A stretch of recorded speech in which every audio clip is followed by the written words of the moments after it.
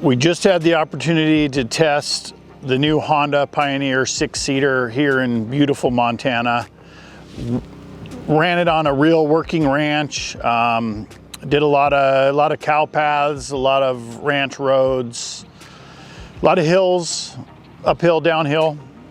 As you can tell, it's a little muddy, but we had a really good time, and we're going to do a little walk around and kind of show you some features that we picked out that we noted and we liked before we start writing an article for the January issue of UTV Action. As you can tell, it was muddy, but really we didn't get a lot of mud in the cab or on the seats. Even the bed is still fairly clean, so they did a good job on the stock fenders. There are over fenders that you can buy. We did notice a little mud gathering up right here and quite a bit underneath. If you pop which the bed comes up pretty nice, but quite a bit under there, so make cleaning it kind of a chore. But this is some really sticky mud. So in the back we have self-leveling shocks. Those seem to work really good. We did a lot of riding in the back seat. We had 4 up the whole time we drove. Pretty comfortable back there. Tons of leg room. You'll see some in-car footage. The leg room was excellent in the back. It was decent in the front. They didn't extend the front at all. All they did was add that back seat, but they gave the back passengers a ton of leg room. We really liked kind of the way you get in and out of the unit. I mean, great ingress and egress. That was really good. Tilt wheel on there was good. We really had it down most of the day. So if you needed to have more room getting in and out, the tilt up was great. We noticed that you probably could put a slightly bigger tire. It's got 27s on it now. You could probably do a 28 or 29 without rubbing. The steering was super light. I mean, in every drive mode, diff lock, 4-wheel drive, you didn't feel it getting any stiffer. It felt light all the time. And turning radius didn't seem too bad. We had to do a couple 3-point turns on some tight trails, but didn't feel like a school bus or anything. Suspension was good. Even with all this extra weight of the mud, it still did pretty well. We kind of did some rocky we did some rocky stream crossings and went through without, jiggling too much. We did have a little rain, and unfortunately the water, it didn't use this rain gutter at all. It came straight down that and got on our knees. That was probably our only complaint, and if it wasn't raining, we wouldn't even know about it. The back passengers were totally dry the whole time. No issues. Again, we really like the dash layout. We like the extra switches that it provides. Those are all pre-wired. We'll pop the hood and show you it's got a really high snorkel, which is good for those guys down south that want to get this thing wet. You would get the battery and all the electronics wet before you got any water into the air intake. And that's really easy to take on and off.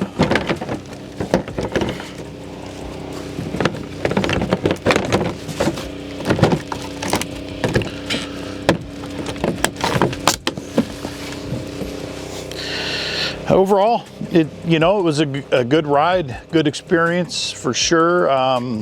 You could put 6 people in here. It would be, wouldn't be cramped, but you wouldn't want to rub shoulders all day with your buddies. But if you did have to get 6 people out there or 5 people out somewhere on the ranch, it could do it. Definitely want to see how it works long term. It seems like it did pretty good on mileage for what we did. We didn't even have the fuel gauge drop at all. Power wise, Honda did a really good job kind of taming the power of this engine. It could be the extra weight. This thing is close to 2,000 pounds, But there are 3 power modes. There's low, high, and then trailer mode in both low and high. And so those are all different kind of power modes. And top speed is right at 60 miles an hour.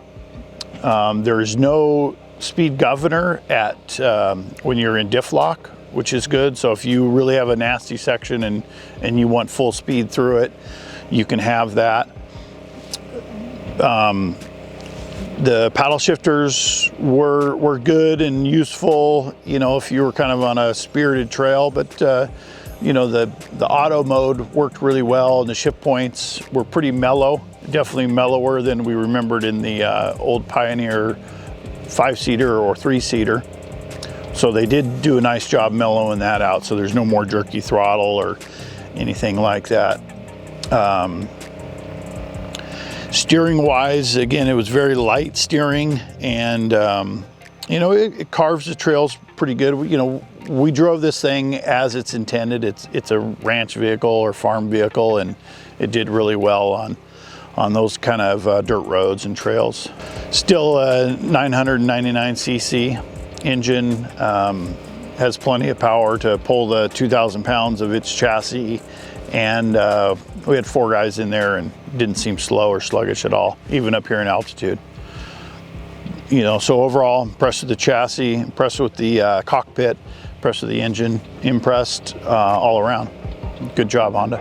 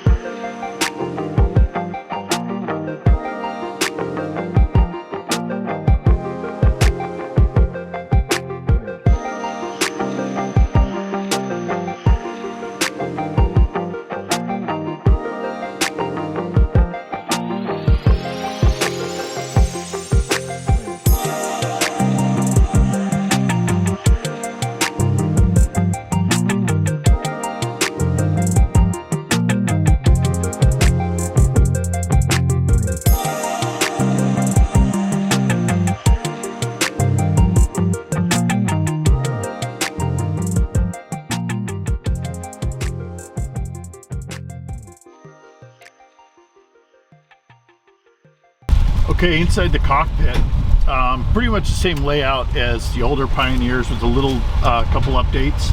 On the dash, there's of course the trip meters, 2 trip meters, water temp gauge, some gauges that tell you when it's time to service it, both in hours and in miles. There's a voltmeter, which is nice. Obviously, fuel gauge, your diff lock, your gear position. Your paddles are right there, plastic again, but still they've held up really good over the last few years that they've had these. You got your park all the way down to low and high, reverse neutral. Over here, so 4-wheel drive, 2-wheel drive, or 4-wheel drive diff lock, or 2-wheel drive undiff lock. That's your turf mode, which is really good to have on any side-by-side. You can again switch from automatic to manual, depending on if you want to shift it or let the computer do it. There is a tow haul mode, which only works in automatic. The tow haul mode to me feels like the old power mode, because the old power mode used to be kind of abrupt and really powerful, and they mellowed it out for this year and in 2022. Down here are a couple pre-wired switches. These don't have anything hooked to them right now, but they are wired to the battery, so all you have to do is plug your accessory into them. I'm not sure how you would label them, maybe with some a white Sharpie or something like that, and then a couple extra spots for switches. SSV Works Bluetooth stereo that will power up the 2, looks like 6-inch mid-range speakers over there. That does take a little room away from your one cubby hole. Yeah. This is a lot larger if you don't have that installed. So this, and then glove box, kind of a medium-sized glove box with your winch shoulder.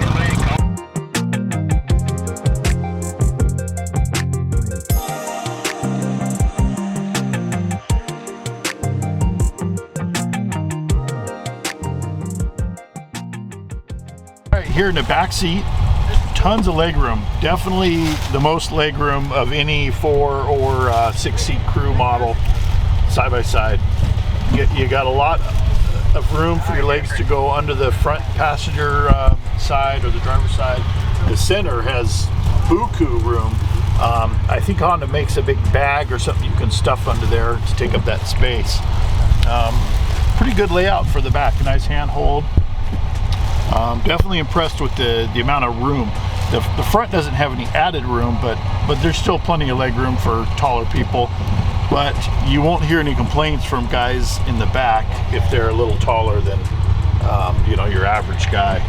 You definitely will be able to fit them in. We haven't done 3-up back here yet, but it looks like there's room. Obviously, you know, you don't want to rub shoulders all day long, but you could fit an extra guy in here if you needed to. Oh yeah, one other thing back here.